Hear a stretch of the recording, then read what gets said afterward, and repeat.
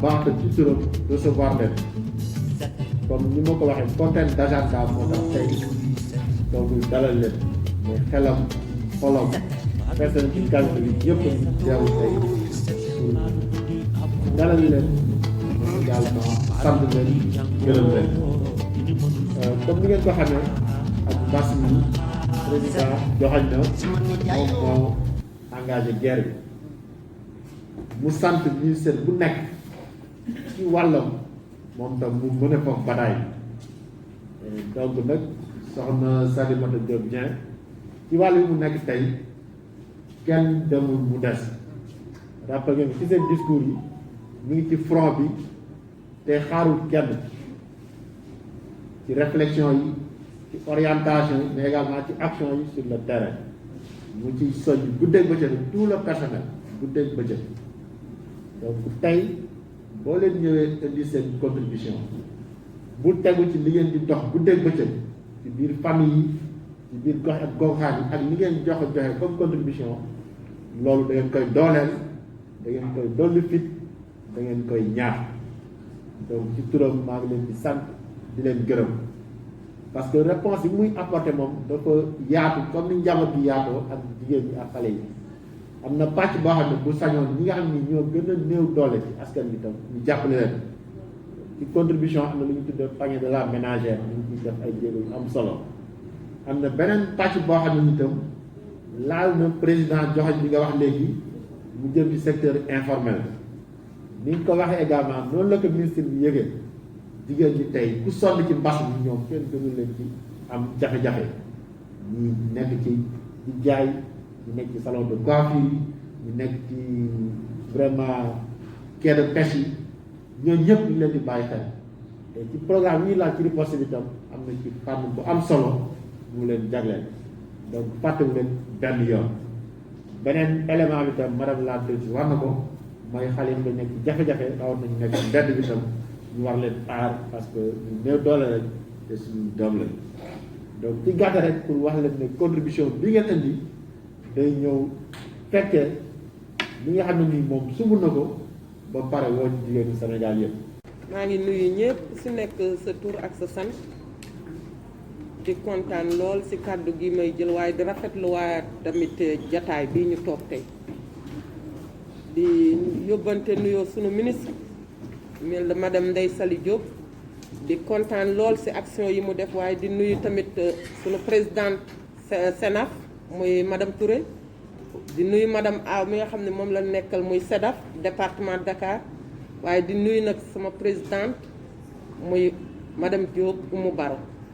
ndax dama nekk bàjjenu gox comme ni ñu ko waxee mais en même temps dama nekk comité consultatif nekk coordonnatrice bu Yoff nekk en même temps coordonnatrice arrondissement des Almadies les 4 communes mais sama nekk fii wax sama kàddu bi may jël ci bàjjen yi foog naa li muy njëkk a wane mooy booloo bi jigéen ñi ànd ndax du ma ne dama nekk comité consultatif comme coordonnatrice ñëw di wax ci waxi wax nekk tamit bàjjenu gox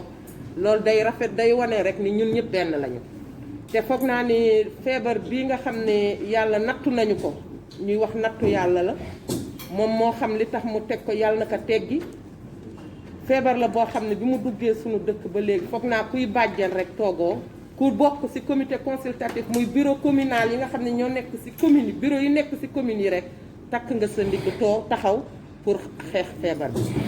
suñu ñëw fii dañuy ñëw ci sunu ministre sunu sœur mu mottali muy yoon mottali ñu ndax bu ñu nekkee département de Dakar commune bu nekk ñu nekk fa di fa liggéey li ñu fay liggéey organisé wu ndax foog naa ni bàjjenu gox ak cadre bi nga xam ne bureau communal bi dañu organiser bokk ndey bokk baay def ay comité de quartier yoo xam ne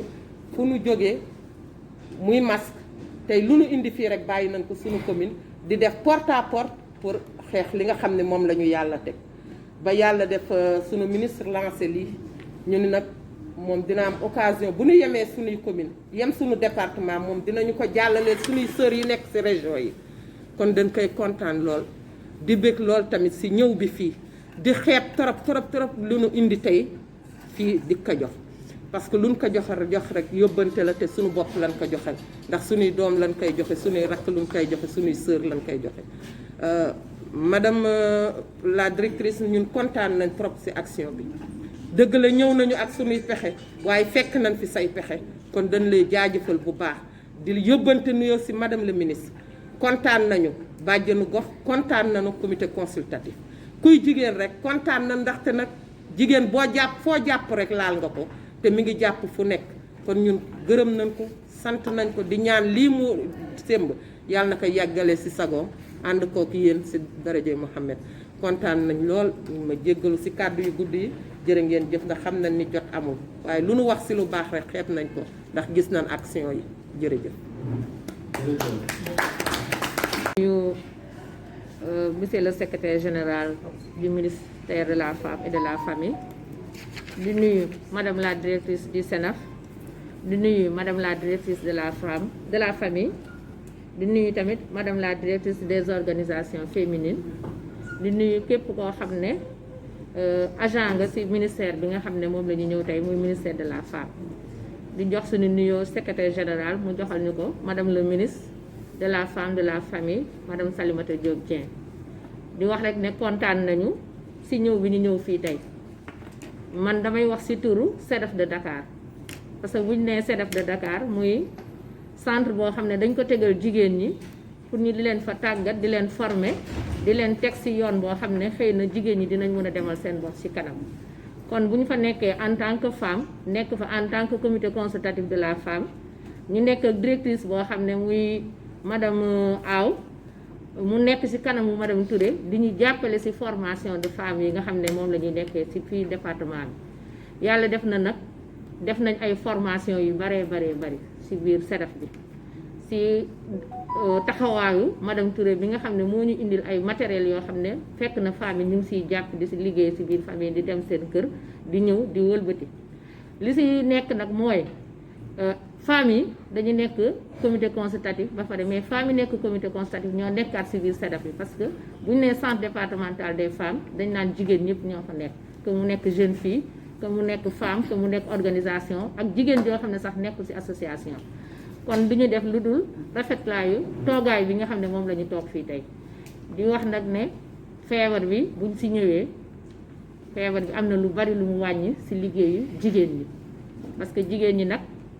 comme ni ma ko waxee formation ñu def bari na ñu doon ko jox di ci liggéey di ci wëlbati di yóbbu seen famille yàlla def feebar bi ñëw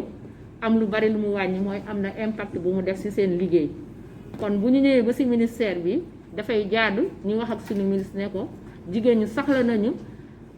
ñu ko leen jàppale ci ni ñuy def ba seen activité yooyu ñu doon def ñu relancer waat ko ndax nag feebar bi ñëpp xam nañ ne ñuy yëngatu ci céréales locales ñi nga xam ne dañoo nekk seen quartier di jaay cere ñi nga xam ne dañoo nekk seen quartier di jaay fonde ñooñu ñëpp ñu ngi toog tey feebar bi am na lu mu def ci ñoom te loolu nag bu ñu ñëwee ba fii mënuñ ko ñu ko ñàkk a wax ministère bi xam naa gaa ñu ngi ci parce que nag kuy suivre actualité xam nga ne ministère bi mi ngi liggéey lu bari ci loolu mais nag du tere ñu waxaat sunu mbébét wax sunu mbébétu moromu jigéen ñi nga xam ne ñoo nekk ci ginnaaw te xam nañ ne seen liggéey yàqu na lu baax di wane tamit ne femmes yi ñu ngi ci céréales locales yi ñu ngi ci eau de javel yi ñu ngi ci saabu yi te xam nañ ne feebar bi dafa laaj eau de javel dafa laaj saabu ku leen gën a renforcer ci seen liggéey boobu wala nga renforcer leen ci seen capacité pour ñu gën a mën a xoole nan lañ doon defaree saabu bi nan lañ koy améliorer dina gën a baax di ñaanal ñëpp di gërëm tamit balaa may terminer madame Aw mi nga xam ne moo nekk ak ñun à la base di ñu jàppale di ñu encadrer di ñu teg ci yoon di ñu dimbale ba nga xam ne femmes yi li ñu bëgg mën nañ koo sottal di gërëmaat bu baax madame le ministre Ndeye Saly Diop Dieng. ci remercier bu baax yëg nañu ko kon ba on parle de pandémie li nga xam ne dafa lëmbi àdduna bi kon lu garaaw la parce que ñëw na tëj frontières yi toutes les frontières sont fermées terre air mer les écoles fermées les mosquées fermées les universités fermées Covid bi ñëw na tëj lépp kon nag Covid bi lu jar a xeex la lu jar a xeex la parce que ñun déjà dañu impacté jigéen ñi dañu jëkk am une impact global bi nga xam ne dañu ne chômage yokku na koom-koom wàññeeku na la panier de la ménagère oyof dan te muy métti kooku dafa mel ni loolu ñëpp a bokk ñëpp a ko bokk secteur informel touché kooku ñëpp a ko bokk mais jigéen ñun dañu am li nga xam ne dafa ñëw teguwaat ci kaw jigéen li nga xam ne en plus de li ma lim léegi muy lan au point de vue économique suñu liggéey dafa dem ba ralentir du ralentissement à la sécession il y a des femmes qui ne produisent plus il y a des femmes qui ne travaillent plus kon du ralentissement à la sécession dal lañu amoon nañu ay partenaires yi nga xam ne commencé woon nañu liggéey ak ñoom mais Covid bi dafa ñëw ñu bloqué liggéey boobu liggéey bi avancé woon ñoo am ay partenaires yi nga xam ne y avait des fonds qui étaient disposés pour les femmes mais fonds yooyu dañ ko obligé dévier ko yóbbu ko ci Covid bi kon économiquement on est impacté mu amaat beneen impact social bu ñëw tegu ci jigéen ñi mooy la violence les violences basées sur le genre lëbme nañu sonnal nañu tiital nañu ñu ngi dóor jigéen ñu ngi maltraité jigéen des violences yi nga xam ne c'est relatif au confinement c'est relatif à la pandémie loolu yëpp mu ñëwaat beneen charge bi nga xam ne beneen métier bi nga xam ne dafa tegu ci jigéen boole ci les violences sexuelles subies par les femmes kon jigéen am na métier bi nga xam ne mu ngi koy subir actuellement kon bu ministre taxawee danday xeex ñun ñoo ko ci war a jiitu bu ñu waxee loolu ñu fi jógee saaka c'est l'ASCOFI on parle de la scolarisation mais nag au sortir de cette pandémie on verra que le maintien des élèves à l'école des jeunes filles à l'école sera impacté les grossesses précoces dinañu yokk kon loolu yëpp ñoo teguwaat ci jigéen kon ñun suñu ministre ñu ngi koy tàllal loxo di tàllal loxo suñu coordinatrice la directrice des organisations féminines di tàllal loxo la directrice du SEDAP di tàllal loxo la directrice de la famille di leen ne unissons-nous l'union fait la force et ensemble on va gagner madame le ministre EG yow yaa fi nekk kon métti na lool côté jigéen ñi métti na lool torop noo dañ ko fooge woon jigéen nañ koy dundee kon nag ñun on vous dit aujourd'hui ci gàttal les organisations féminines du département de Dakar on parle du département de Dakar temps yëpp c'est pas une stigmatisation mais on pointe le département de Dakar et c'est normal parce que ici fii la yëf yi gën a méttee département de Dakar yëpp département de Dakar métti na trop Dakar kon département de Dakar war nañu am benn taxaw mi nga xam ne dañ ko war a mën a taxaway pour mën a xeex li nga xam ne moo fi nekk bu ñu nee aussi département de Dakar dama yaakaar ne aussi monsieur le secrétaire général ma tiré ci seen attention dama yaakaar ne peut-être aussi